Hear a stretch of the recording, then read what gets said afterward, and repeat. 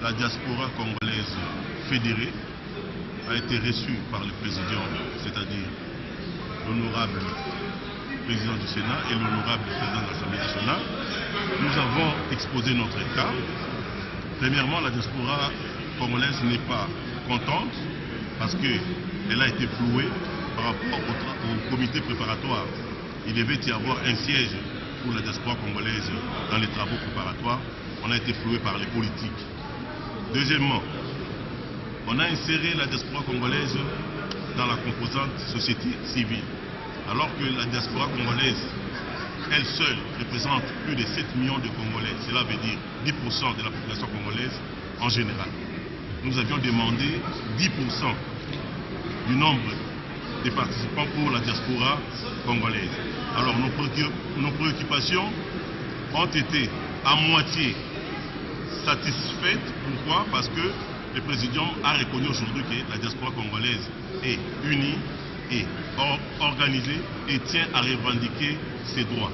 Mais, en ce qui concerne le quota, nous avons dit que nous demandons à nos frères de la société civile, nos frères et sœurs de la société civile, de nous octroyer une place considérable.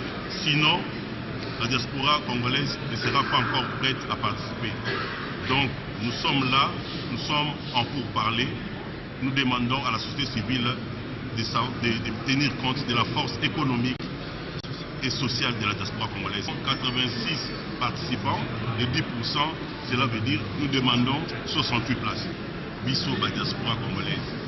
Vous évitez préparatoire là-bas. En ce qui concerne le nombre de participants, je n'entre pas dans la guéguerre d'échange de l'organisation sur le point de préalable par rapport à un comité préparatoire, mais j'ai ma position là-dessus. Je me suis dit l'ouverture de concertation par la majorité en place par rapport à un environnement démocratique était un problème que la majorité écoute ceux qui pensent autrement qu'elle, qu'on trouve un consensus autour des questions. Quel que soit le nombre de 2, de 3, l'essentiel ce sont les idées qu'on amène.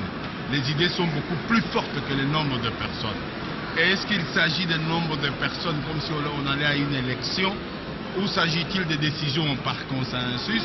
Lesquelles décisions, quand on parle de consensus, et on oublie, on parle de l'opposabilité des décisions que nous allons sortir.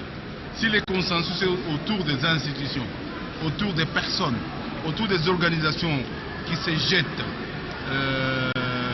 de marre, mais moi je crois que l'essentiel pour nous, ce n'est pas le nombre de personnes qui vont participer à une concertation, ce sont les idées qu'on va échanger entre les différents groupes pour trouver un consensus et les appliquer. En ce qui concerne les concertations elles-mêmes, les concertations c'est l'écoute, l'échange avec des gens qui pensent autrement sur plusieurs questions par rapport à la gestion du pays, par rapport aux approches. Et ces approches comparatives trouvent qu'il y a un fossé beaucoup plus large et qu'on devrait améliorer pour l'intérêt de la patrie, pour que la patrie gagne.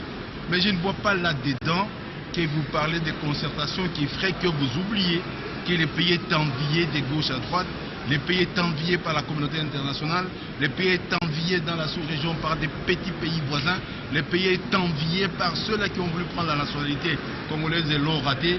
Eh bien, si nous ne prenons pas conscience à cela et que nos enfants ne prennent pas conscience à cela, on fait une démocratie au rabais. Et bien, cette démocratie au rabais va nous trouver dans le rabais. Merci.